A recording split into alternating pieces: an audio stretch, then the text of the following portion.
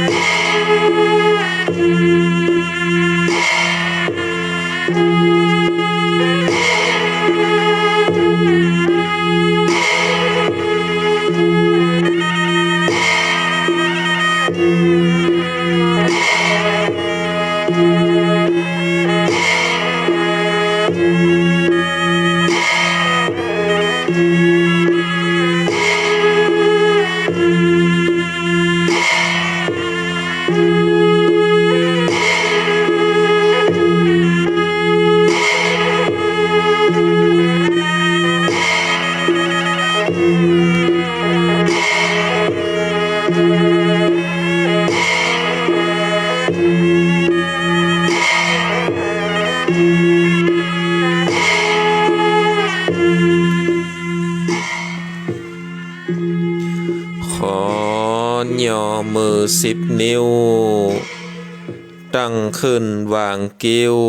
กายเก้าเกษาแตบไต้พาติตะทะไรรัตนาผ่านแผ่วผ้าแก้วเจ้าตั้ง3ภาการด้วยความเคารพนอบนบปุจจาย่อมือ10 นิ้วไหว้สาปาลามีธรรมครูบาอาจารย์พระเถรานุเถระพระเจ้าพระสงฆ์ทุกรูปทุกตนโดยความเคารพขอความสุขความสวัสดีจงมีแก่ศรัทธาญาติโยมท่านสาธุชนพุทธบริษัททั้งหลายมาปะกันละเนอมาปะกันแล้วกับช่วงเวลารายการมรดกธรรมล้านนาดำเนินรายการโดยกระผมอัตมภาพพระครูสังฆลักษณ์ธนอัตรัตนสิริวัดหาริกาลามสันมันนะตำบลต้นทงอำเภอเมืองจังหวัดลำพูนก็ได้นำเอารายการมาพบกับศรัทธาญาติโยมท่านสาธุชนพุทธบริษัทต่างหลายในวันพุธวันนี้ก็ได้มาพบกันในวันพุธที่26เดือนมีนาคมพุทธศักราช2568ในเวลาตี4ถึงตี5ในการฟังน้ำฟังธรรมแบบพื้นบ้านล้านนาวันนี้ก็ได้มีบุญได้มาปะกันอยู่เนาะศรัทธาญาติโยมแต่สุ่มเสียงยังบ่ค่อยปกติดีแต่เนอะศรัทธาเพราะว่าเป็นวัดเป็นไอมันก็เลยเป็นอันบางเตือก็เป็นกัดดังบางเตือก็สีจะไอก็อยู่ที่สุขภาพร่างกายบึดเป็นหนึ่งเนาะอันนี้ก็ยังแควนกว่าในวันพุธก่อนที่ผ่านมาก่อนที่เราจะได้สดับรับฟังพระธรรมเทศนานั้นก็ เราได้มาย้อมจิตย้อมใจก่อนเนาะศรัทธาญาติโยมมาย้อมใจก่อนย้อมจิตย้อมใจได้ไหวพระก่อนเนาะได้ไหวพระก่อนเอาปนมมือกราบหนึ่งกราบสองกราบสามอิมินาสกกาเลนะพุทธังปุเชมิอิมินาสกกาเลนะธัมมังปุเชมิอิมินาสกกาเลนะสังฆังปุเชมิอะระหังสัมมาสัมพุทโธภะคะวาพุทธังภะคะวันตังอภิวาเทมิกราบสวากขาโตภะคะวะตาธัมโมธัมมังนัมมัสสามิกราบสุปฏิปันโนภะคะวะโตสาวกสังโฆสังฆังนะมามิกราบนะโมตัสสะภะคะวะโตอะระหะโตสัมมาสัมพุทธัสสะนะโมตัสสะภะคะวะโตอะระหะโตสัมมาสัมพุทธัสสะนะโมตัสสะภะคะวะโตอะระหะโตสัมมาสัมพุทธัสสะอิติปิโสภะคะวะอะระหังสัมมาสัมพุทโธวิชชาจารณะสัมปันโนสุขโตโลกวินโทอนุตตโลปุริสธัมมสารติสัทธาเทวมนุสสานังพุทโธภะคะวะติสวากขันโตภะคะวะตาธัมโมสันทิติโกอากาลิงโกเอหิปัสสิงโกโอปันนะยิงโกปัจจตังเวทิตาโพวินโยเหเตสุปฏิปันโนภะคะวะโตสาวกสังโฆโอโชปฏิปันโนภะคะวะโตสาวกสังโฆญะญาปฏิปันโนภะคะวะโตสาวกสังโฆสัมเมเจปฏิปันโนภะคะวะโตสาวกสังโฆญะเทตังจัตตาริปุริสายุคันเนอัตถาปุริสาปุกขลาเอสาภะคะวะโตสาวกสังโฆอะโหนายโยปะโหนายโยทักเกนายโยอัญชลิการะนิโยอนุตตลังปุญญเขตังโลกัสสติสันโตสันโตภะปัญญาปาละมี30ตัสสะโตภะปัญญาปาละมีวัดแวดล้อมวิริญญาปาละมีล้อมวะวังเดศีลาปาละมีบังหอกดาบเมตตาปาละมีผ้าแป้ตังปืนตานะปาละมีเงือเป็นผืนตังต่อโอเปคา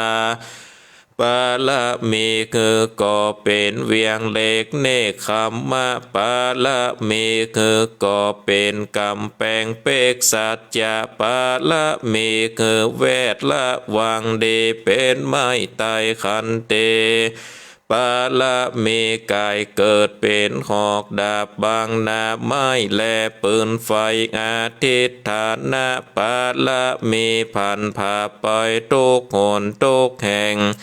แข่งแข่งแรงแรงป่าฟุ้งมันผีสางภายเพศตุกตีพบที่ปังไปนี่นางแม่ทอลานเนอาสาจันโสสะเหมือนฟันโยข้างข้างน้ำนาทีน้องกวางต่อกวางแตกตีฟองนานน้องนานนอกกลายเป็นข้าวตอกดอกไม้มาถวายปูจาพระแก้วแก่นไทยสะทานพระพุทธางเลยจุงมาพายโพจุงอนุญาโตดโพดโภคาแต้นเดนเลนางแม่ทอดละนีออกมาลีดมวยผมอยู่ข้างจางค่ายคายค้าจังงาซับเดนพ้นน้ำนาเทลงพาดภายคอจ้างภายขากตบเต้าผายามมานล่องเอาปนกัวกาบยอมมือขึ้นตูนหัวใส่กล่าวว่าโภคานี้ได้ชื่อว่าเป็นโลกศิกพระพุทธเจ้าตนมีบุญสมปานอันมากนาพระพุทธเจ้าจริงตั้งพระปัญญาปาละมีไว้เก้าจานต่างไว้ต่างนาก็ได้เก้าจานต่างไว้ต่างหลังก็ได้เก้าจานต่างแต่หัวแผ่วตีนก็ได้เก้าจานตั้งแต่ตีนแผ่วหัวก็ได้กล่าวจานแสนว่าลูกปืนจักมาเสมอเหมือนดังฝนแสนหากอมบ่มีจักมาไกลได้ข้าพระเจ้าเลยได้ไว้ว่าพระพุทธโกนนางพระธรรมโกนนางพระสังฆโกนนางพุทธอินตาธรรมอินตาสังฆอินตาอัสสะอาแม่ทอดละนีผู้อยู่เหนือน้ำผู้อยู่ก้ามแผ่นดินการว่าผู้ขาได้ละเนอเกิดเติงโกนพระพุทธเจ้าโกนพระธรรมเจ้าโกนพระสังฆเจ้าโกนพระปิตาโกนพระมารดาโกนพระอุปัชฌาย์ครูบาอาจารย์โกนแก้วเจ้าทั้งสามประการโกนแดดโกนฝนโกนน้ำโกนลมโกนเด่นโกนไฟโกนโกดสันลาดเจ้าโกนผาเจ้าตนภาวะนาเกาะดีโกนนางถาดลาเจ้าเกาะดีโกนพระปัจเจกพุทธเจ้าก็ดีโกนแม่ทอดละนีเจ้าก็ดีขอจุงมาทักษาตังกำนากำลังยังตนตัวแห่งผูกขาในวันนี้คืนนี้ยามนี้จิมแดดเตนะอุดนะอาดนะปัดนะปิดพระเจ้ามีฤทธิ์ปิดโดยพุทโธนะโมพุทธายะวะบังอมสวหาพุทโธพุทธังคักษาธัมโมธรรมังคักษาสังโฆสังฆังคักษาพุทโธพุทธังอะระหังธัมโมธรรมังอะระหังสังโฆสังฆังอะระหังพุทโธพุทธังกันหะธัมโมธัมมังกันหะสังโฆสังฆังกันหะพุทโธเมนะโถธัมโมเมนะโถสังโฆเมนะโถอายุวันโนสุขังพะลังกราบหนึ่งกราบสองกราบสามเอาละเนาะศรัทธาญาติโยมท่านสาธุชนพุทธบริษัทต่างหลายเฮาได้ไหวพระเป็นการย่อมจิตย่อมใจจิตใจเขาท่านต่างหลายก็ได้ ตรียมพร้อมที่จะได้สดับรับฟังพระสัทธรรมเทศนา วันนี้ก็จะได้นำเอาน้ำธรรมคำสอนแห่งองค์สลีบวรสัมมาสัมพุทธเจ้าเป็นการเทศนาธรรมแบบโบราณล้านนาวันนี้ก็เป็นธรรมผูกเดียวจบเนอะศรัทธาญาติโยมเป็นธรรมผูกเดียวจบเป็นธรรมคำสอนวันนี้ก็จะได้เทศน้ำเทศธรรมอันมีชื่อว่าพุทโธวาท5 แก้วของพระศาสนาเพราะฉะนั้นก็เชิญชวนศรัทธาญาติโยมท่านสาธุชนหอท่านทั้งหลายได้ตั้งอกตั้งใจสดับรับฟังพระสัทธรรมเทศนาอันมีชื่อว่าพุทโธวาท5 แก้วของพระศาสนาเชิญชวนได้ตั้งอกตั้งใจสดับรับฟังเป็นลำดับต่อไป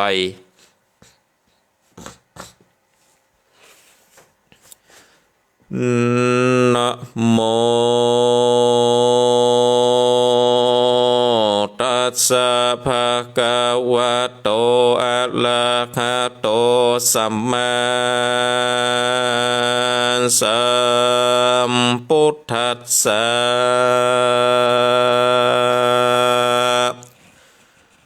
สัมพัมปะปันสะอากาศละนังโกสาละโสปัสสัมปทาสัจจินตาปะเลญโยตาปะนังเอตังปุนตันสาสนันเตสะตะโวฟังโดลาสะโปเลสะตังลายตั้งยิงใจหนุ่มเทาอันนั่งอยู่เฝ้าฟังธรรมยอมมือตามน้อมไว้ย้อนมากไฟใจไม้คายพันภายปนจากต่างตุกยากโลกา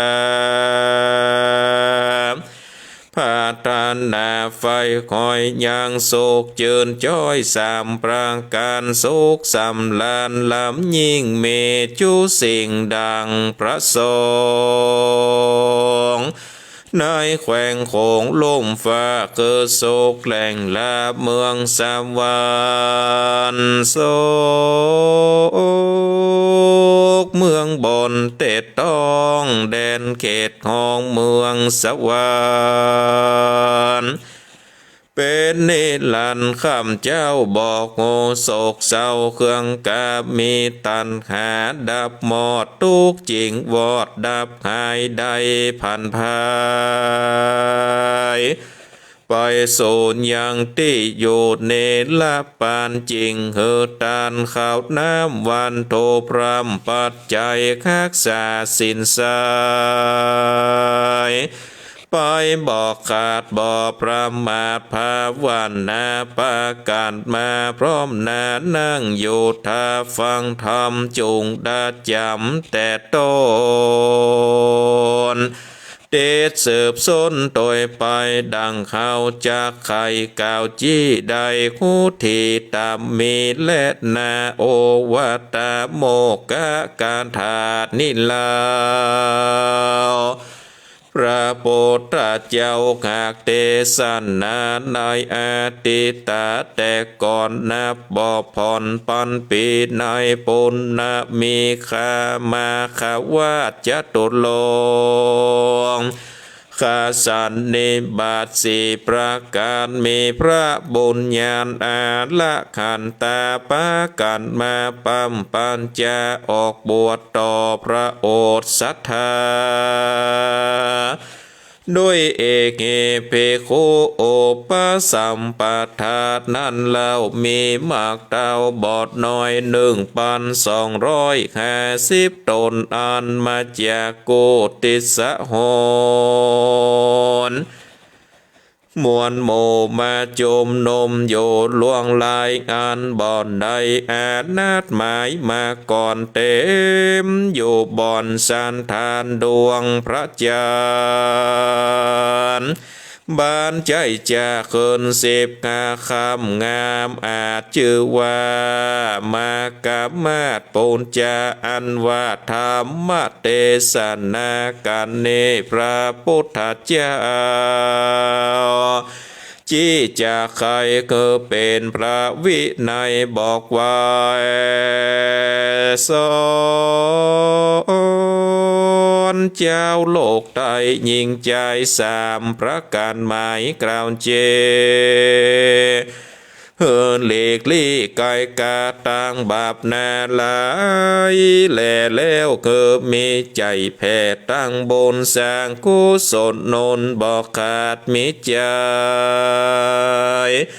สะอาดผ่องแผ้วจับอ่านแล้วสามประการพระธาตุลงยานตนวิเศษได้จิเจตปันไม้แก่พระอรหันตา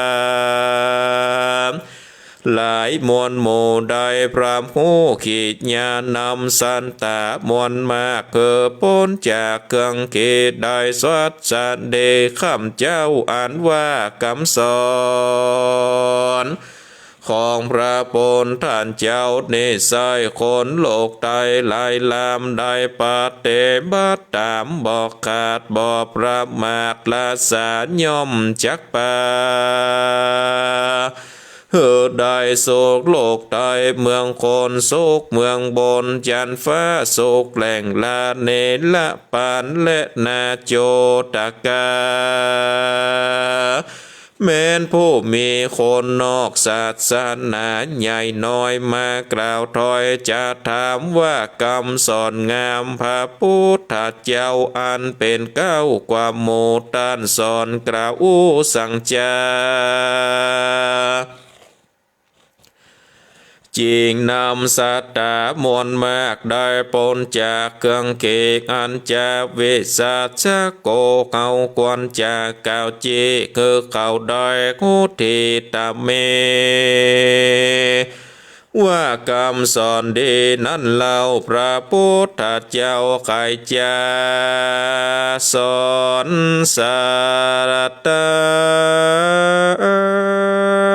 มวลหมู่อันข้างอยู่สงสา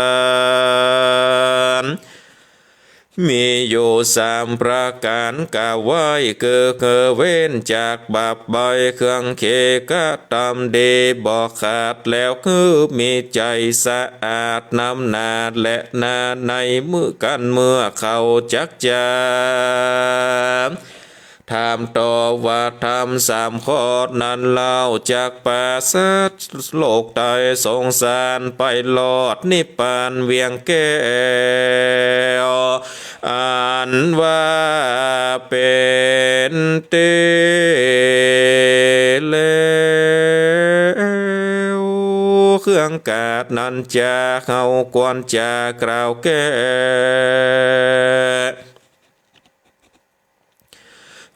แจ้งแน่ตามลายว่าทำสามข้อหมายนั้นเล่าก็จือว่าเป็นข้อเก้าตวนที่แข่งทำ84,000คันแล้วกวนไข่ปันบอกกล่าวหูข่าวเงียวไปว่ากรรมตีอยู่ไกลจากบาปอันกาหยาบนั้นสายมีบ่อไหลเลือดไหลอันชื่อว่าบาปเป็นกรรมหมายต่างให้คือได้ไหวไปสู่ยังที่อยู่อเวจีส่วนว่าต่างดีนั่นแล้วเป็นตั้งไต่เต่าไปลอดต่างสุดยอดเจยบานอันว่าบาปขาดนั้นซอยจากใดมีมามีนำนาลายลาคือเกิดจากตั้งกายว่าจะและใจนั้นโสดอันว่าบาปโหดตัวการมีตนว่าได้ทอดละมันผูกมัดเขขาอย่างสัตว์ใหญ่น้อยได้ตามก้อยเครื่องเกหรือได้ตีข้ามคาสาตวนหน้าวำวายได้ถึงตายมวยมั่งชื่อว่าเป็นบาปกรรม ผิดกองธรรมบอดไล่จากปากเกิดได้มองผ่านแถมประกาศหนึ่งเล่ากองอันเป็นเก้าตัวบาปบอดสุภาพตามลายคือคนยิงใจหนุ่มเท่าใจบาปเศร้าทาลีปองลักเอาของแห่งตันตามเขตบ้านแดนนาตามวัดวาคงโบสถ์ใจเงียมโหดฮันนีเอาของบอดดีแต่เก้าว่าเป็นของเก่ากุนนำปลอมเงินคำบาทบางโลภตาจางดูดลอ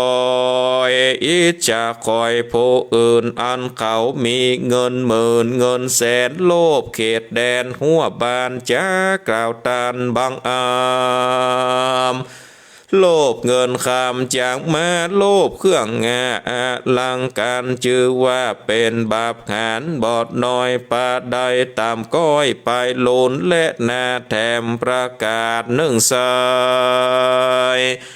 บาปจะเกิดได้มีมาคือคนนาใหญ่น้อยใจฝ่ายคอยต่างจู้บ่จื่นโซผัวเมียตนอาโกศลได้สร้างบาปมากกว้างหลวงลายนักกว่าหินทรายในน้ำจิตใจต่ำดังสัตว์บาปผูกมัดปามีปาตกอเวจีต่ำตายนับอ่านได้เมินนานจะโยมพิบาลเขคาได้เครื่องกาดลำบากตายแล้วหาเกินมาเป็นดังนี้นาชี้บอกบ่มีหมอกกำโนดทัดลาบเสียงโมดเวียนกรรมอันตนได้กระทำไว้ก่อนบอกหย่อนสักอันและนาอันว่าต่างเกิดแห่งบาปเน้นเล่ามีหมากเต้าเลือดลายคือคนยิงใจใหญ่น้อ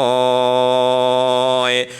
เมื่อกล่าวถอยโมสามีวาจาลายร้ายผิดแผกไฟกองทำได้จากกรรมบอดเตียงโอบิดเบียงเลาะและเป็นกรรมแค่ถอยร้ายด้านใดเสียของด้านใดมองมนเศร้าจะสวยเป่าขาเนกรรมบ่มีก็แปลงใส่กรรมบ่ใหญ่ก็แปลงหาชื่อว่าเป็นบาปนาลายลากันตายพรากจากเมืองโคนย่อมเอาตนหมกไม้ที่ลุ่มไตเวจีสาเวยทุกขีบอกเหงื่อตกไม่เดือดคืนวันและนาแถมประกาศหนึ่งสายบาปจะเกิดได้เป็นตาคือคนปาลามนโมปากบ่อยู่นิ่มเศร้าเก็บเอากำล้อมไว้เอากำไตไปเถื่อเอากำเหนือไปอูพ่องบอกหูตามมีพ่องวัดตีฟังวัดตีมันกล่าวคือเป็นข่าวลือนันกำไข่ปันออกปากบ่มีขากจากใครเล่ากันไปติดต่อเป็นกรรมก่อผิดกันความเดือดนั้นเกิดกวางปาแตกมั่งเพทาเป็นบาปนาลาย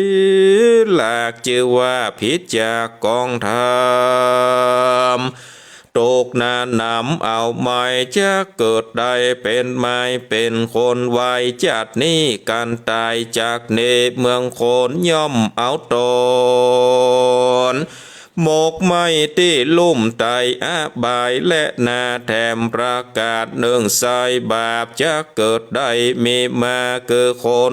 นาใหญ่น้อยเมื่อกล่าวถอยไขปันเสียงอึงนั้นหยาบจ้าเป็นกำตาฟันแตงกำจากแข่งเจ้งดากำหงหาโมมาพาโลสาวาจาถอยรายแม่นฟังได้บ่อนดีเอา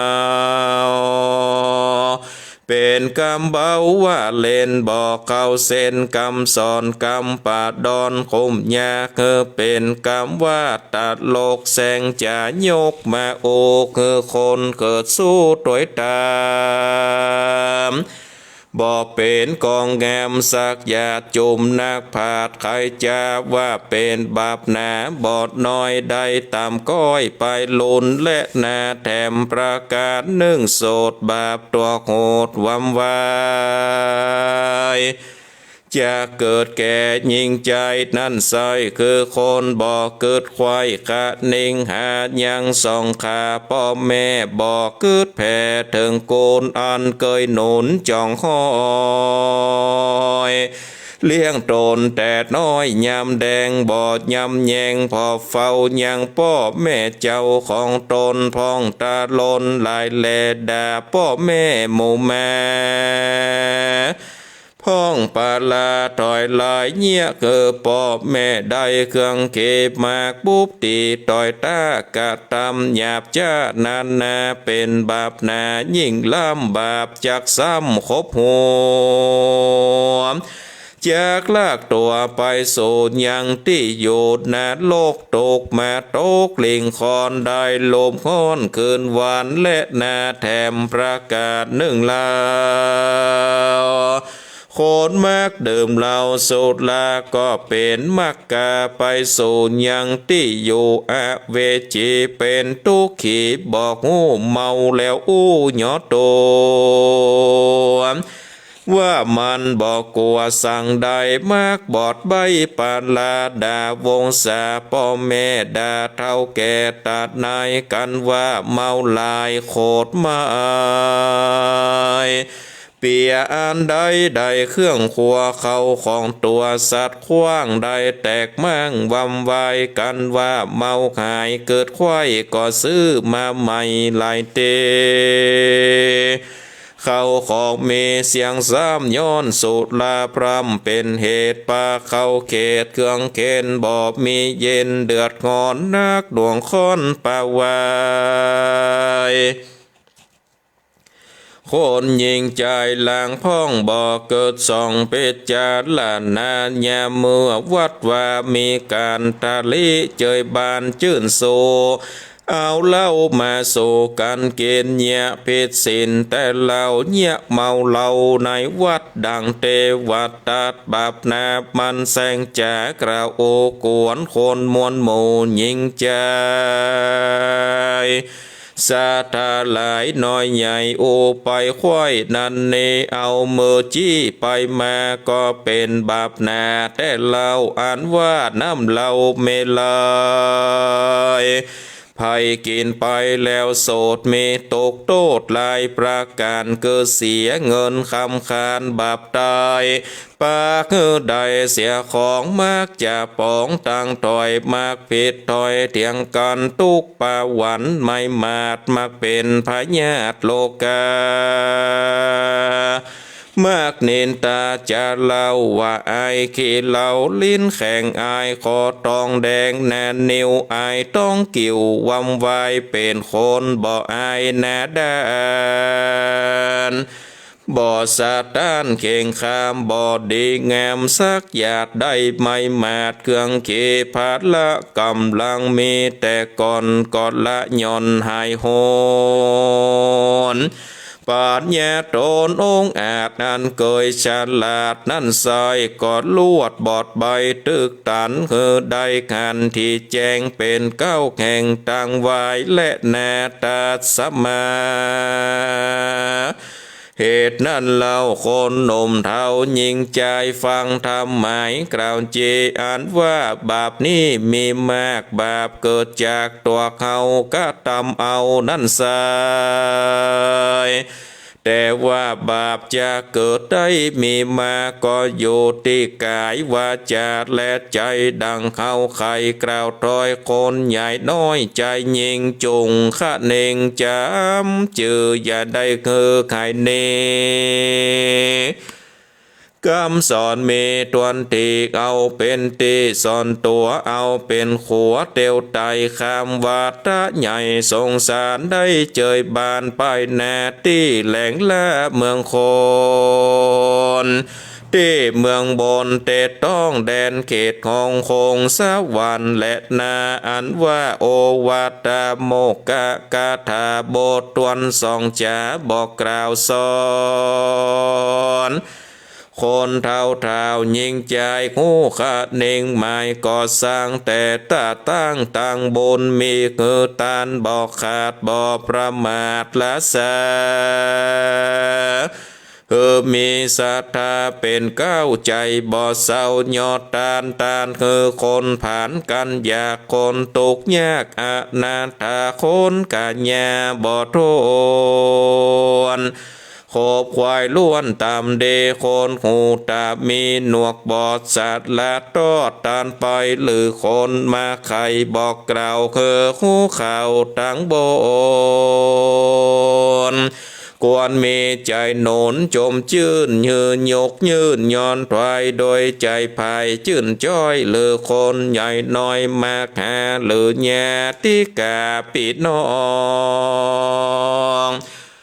ในถูกต้องโพยภัยเป็นหนาวในเมื่อใครมาอยู่ใกล้วอนวานกวนมีใจบานแผ่กว้างคืดลำสร้างต่างบนโจช่วยหนุนเพื่อแผ่เบาเว้นเวใจไกลเป็นปัจจัยไปแน่บอดตามแจ้เสียง่ายหรือมีสักง่ายเปื้อนป้องได้คนของเครื่องเกเข้าของนี้กันอยากเมาตุกยากมาโจกวนเอ็นดูฝ่ายคอยใจจืนจ้อยยินดีเข้าของมีน้อยมากกวนบริจากยอปอนโดยใจมันจมจื่นแยมเหมือนยืนวางตามชื่อว่าเป็นบุญนำอันใหญ่ปากได้เจยบานแถมประกาศหนึ่งใส่กองบุญใหญ่เจียงจินเกือคักษาเสนสะอาดบ่ประมาทละสามภาวนาติดต่อบ่ขาดขอบทใดเป็นบนใส่พาเสดปากเมื่อเกิดติขาอุปมาเพียบได้ดังต้นไม้ลายหลากย่อมมีคากเป็นเก่าชื่อว่าคากเงาลงดินอันว่ากองแข่งศีลและคือตานภาวนาคารผ่องแผ้วจัดเป็นข้าแก้วดวงงามข้าแก้วสามประการพาเสดปากคือเกิดสุขีและนาอันว่าการคือตานนั่นลาวย่อมตัดเหตุเก้ามัดเชลธรรมคือว่าเป็นกรรมทันนีปากหุ้มขี่บังตาตัดยังตันแค่กูเจือเกิดได้ไฟเอื้อตังเดดังบาเลแต่เก้าไข่กล่าวไว้ขีดยาว่าโลโพตานาเหตุตุคนบ่ตันหาโลภมากย่อมบริจาคตันไปโทโสศิลาเหตุตุคนจากคักษาสินใสนั้นโสดย่อมบ่เขียวโคดโกนทาโมโหภาวนาเหตุตุคนจากภาวนาใดนั้นใสย่อมบอบมีกิเลสใหญ่บังอำบอดลงลำใบบอดเตียงไปลอดตั้งดีชื่อว่าสร้างปลามีลายหลากปาปนจากตั้งพานได้เจยบาทเมื่อซอยแม่นกาดก้อยตายไปบนดวงใสส่งโยได้เมื่อเกิดอยู่เมืองสวรรค์และนาแถมประกาศหนึ่งสายพระติไวยสันทาสอนคนนานใหญ่น้อยคือมีใจจื่นจ้อยเจยบานอยากคือบาปหานมาคอง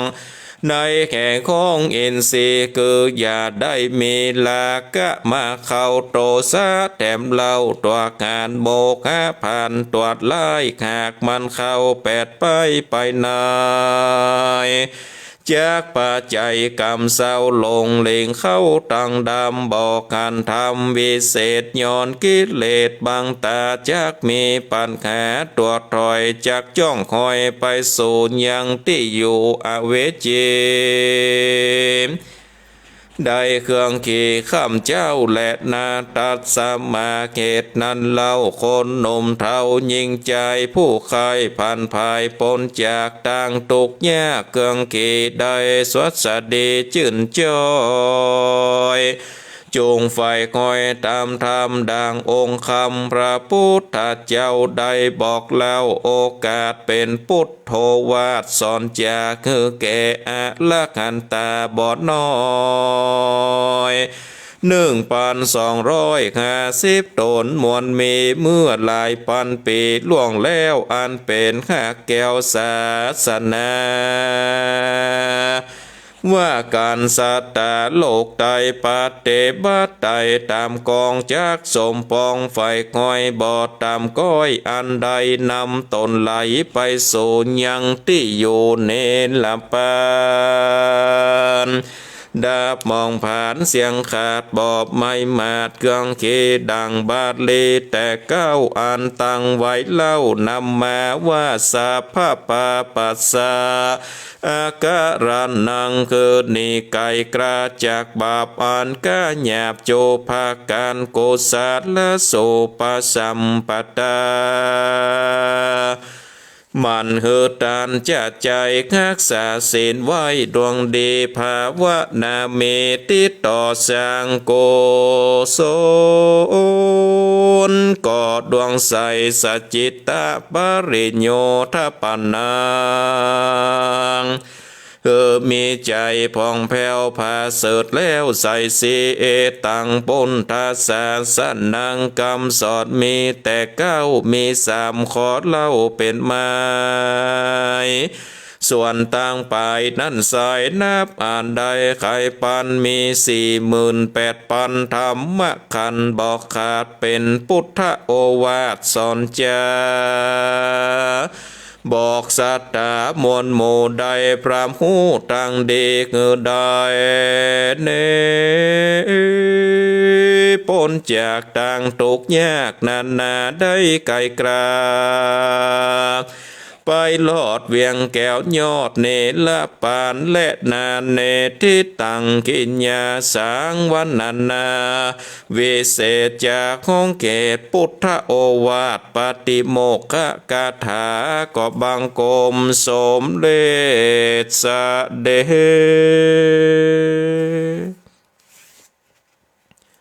เอาละศรัทธาญาติโยมท่านสาธุชนพุทธบริษัททั้งหลายได้สดับรับฟังพระสัทธรรมเทศนาแบบปื้นบ้านล้านนาก็ได้ปริปุนังจบลงไปเป็นที่เรียบร้อยมาเร็วพอเวลาตอนนี้ก็ตี4:42 นาที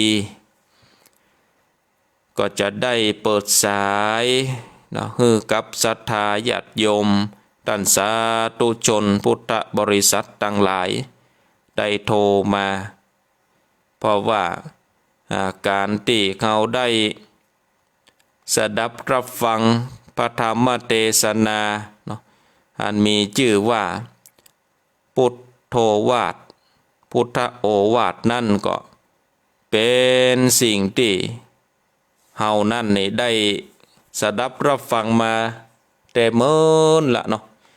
คือสัพพะปาปัสสะอาการนังกุสรสูปสัมปทาสัจจิตะปริโยทปนังเอตังพุทธศาสนังคือการได้ทำการได้ละชั่วละสิ่งที่มันบดีบางงามแล้วก็การได้กระทำสิ่งที่ดีคือของการละกุศลมีการเฮือตานมีการรักษาศีลมีการภาวนาเมื่อได้เฮือตานรักษาศีลภาวนาแล้วนี่ศรัทธาญาติโยมก็ทำจิตใจมันมีความสดใสผ่องแผ้ว นี่เป็นคำสอนในพระพุทธเจ้าในศาสนาพระพุทธเจ้าทั้งหลาย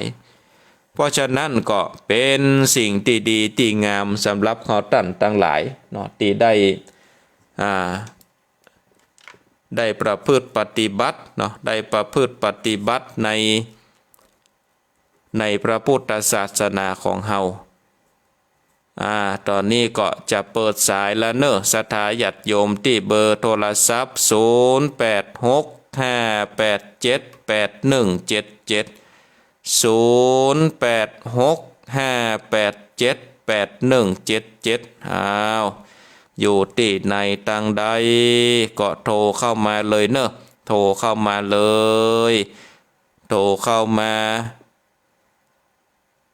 มาจ๋ามาแจ้งผลการรับฟังก็ดี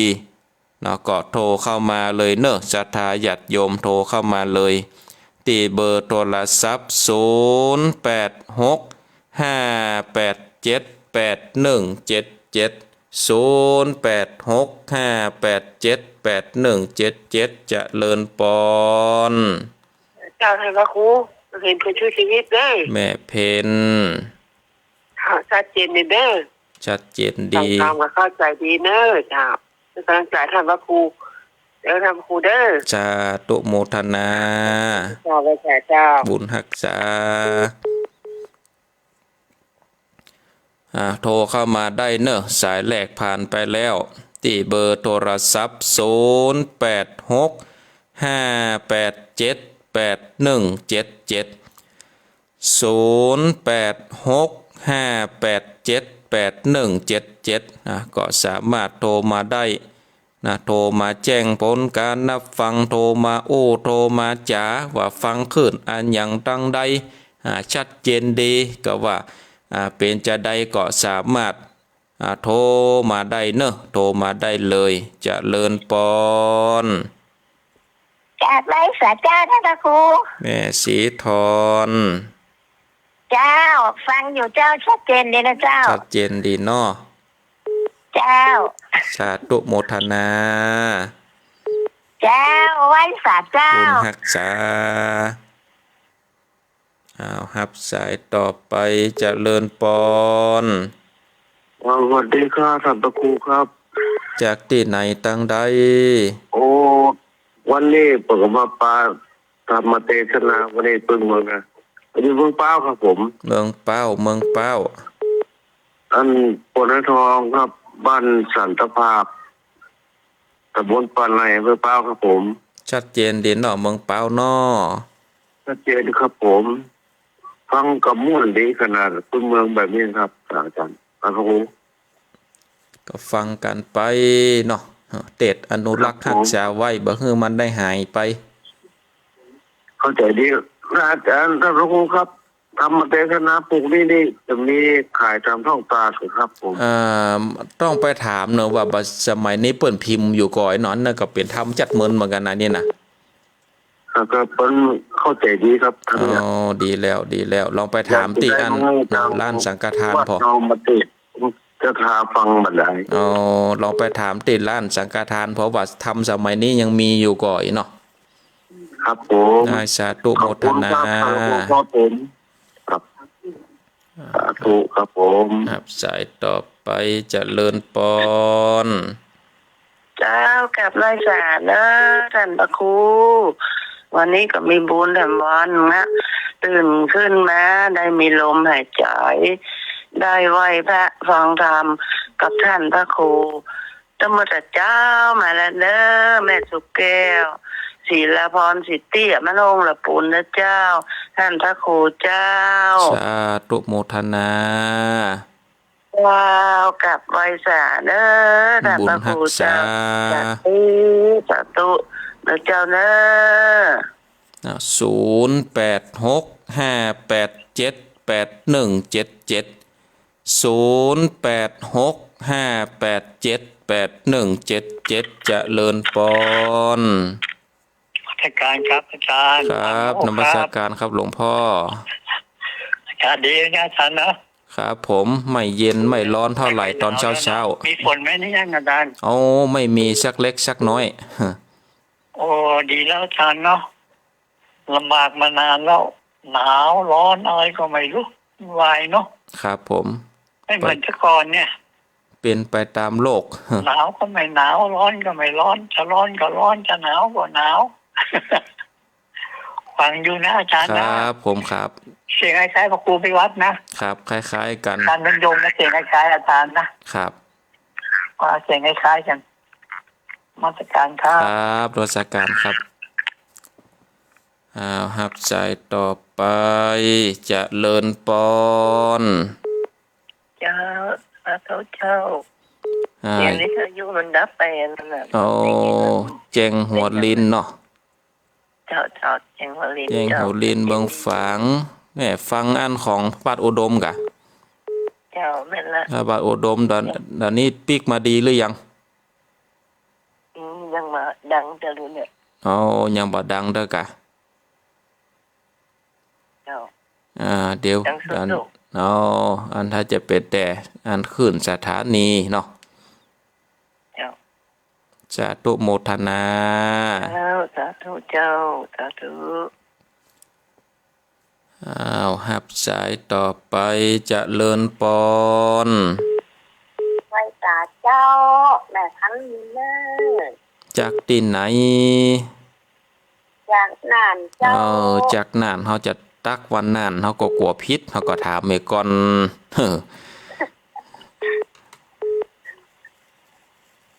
แม่ทันหวนนี้เนาะอันทำน่ะ เอาหม่วนดีฟังแต่ต้นชุดปลายพุนาเนาะ เจ้าทันแต่ต้นที่ขายคนน่ะไหว้ตาเจ้า สาธุโมทนาหับสายต่อไปเจะเลินปอน ครับใบชาท่านพระครู โอ้หายไปจัดเหมือนหอ ให้เมินแต่ก็ท่านเอ๋ยแต่ก็มันโกรธเข้าบัดได้บัดให้โดยเปิ้ล มาบัดดันโดยเปิ้นงา รอท่านออกมาได้นะ วันนี้นี่มีบุญแต่ท่าน ก็มีบุญได้อู้กันแล้วชัดเจนดีเนาะ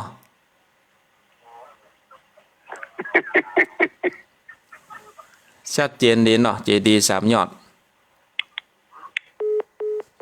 เอาหลุดไปกันแล้วป่อบุญตัน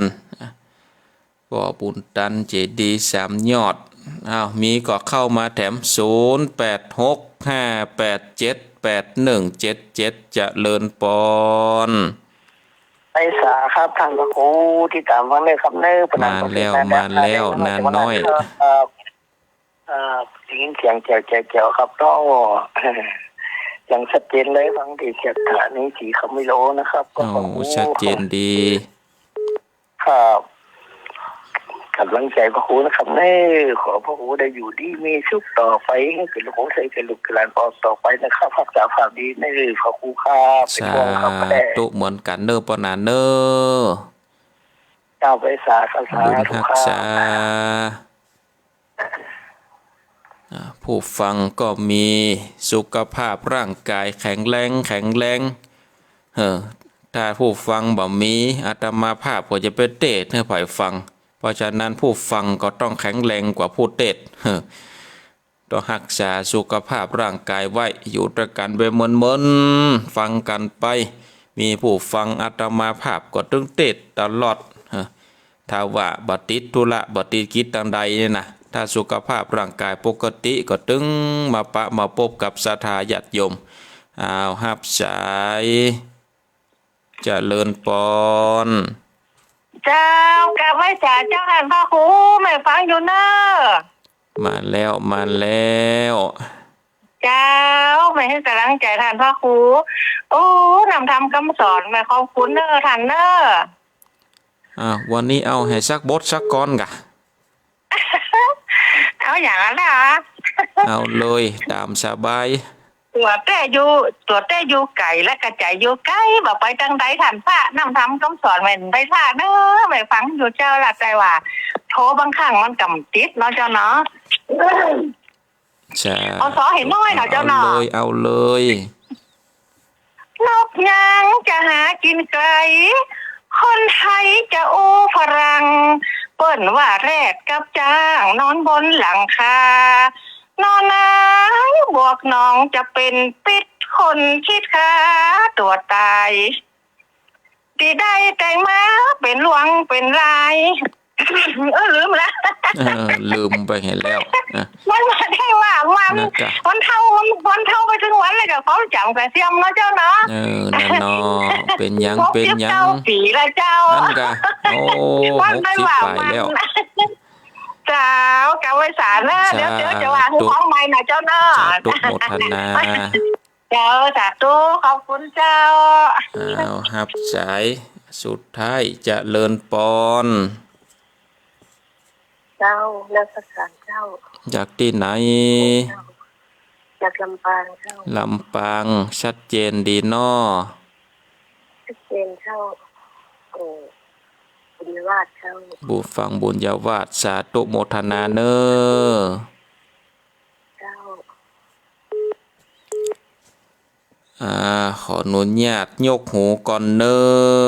ศรัทธาญาติโยมขออนุญาตยกหูก่อนเวลาก่อนไล่หลังมันนี่แล้วเว